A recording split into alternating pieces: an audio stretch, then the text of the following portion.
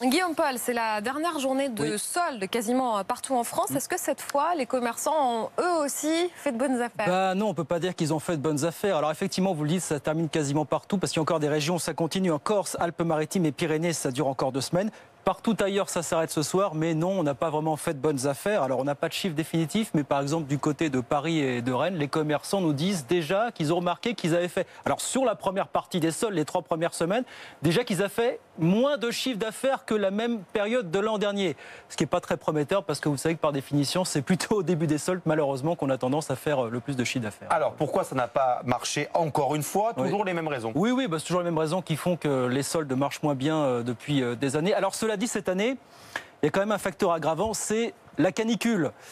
C'est vrai qu'on a vu beaucoup plus de monde cette année dans les centres commerciaux qui, eux, sont climatisés. C'est pas pour ça qu'on a acheté forcément plus, mais déjà on était au frais. Par contre, vous avez beaucoup de commerces de centre-ville qui vous disent nous, on n'est pas tous climatisés. Et c'est vrai que du coup, il y a beaucoup de personnes qui ont préféré rester chez elles et faire les courses sur Internet, mais au frais. Et encore moins de chance, c'est que le premier épisode de la canicule cette année, vous vous rappelez, il est arrivé fin juin, c'est-à-dire exactement au début de cette saison des soldes. Là où justement, on a plus tendance à faire de bonnes affaires. Et ça a littéralement plombé la saison pour ces commerçants finalement. Et puis au-delà de ça, au-delà de la canicule, effectivement, vous avez toujours les problèmes de fond, les promotions toute l'année, et puis les commerçants qui le disent, oui, nous, fondamentalement, c'est vrai qu'on en sauve des promotions du e-commerce, mais du coup, on est obligé, nous aussi, de faire des promotions pour répondre à cette concurrence. Et c'est vrai que tout ça contribue à faire des soldes d'une période de plus en plus banale, finalement. Et d'ailleurs, ça va changer, cette période. Les soldes ça va vont rétrécir et durer 4 semaines. C'est ça, on va passer à 4 semaines. Là, c'était la dernière période de soldes à 6 semaines. À partir de l'hiver prochain, ça sera 4 semaines seulement. Alors ça, c'est passé dans le cadre de la fameuse loi Pacte que le gouvernement a fait passer juste avant l'été.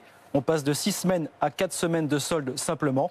On raccourcit un petit peu la durée pour redonner un petit peu d'attrait. Est-ce que ça va suffire? C'est pas sûr parce qu'on est vraiment sur des changements de comportement.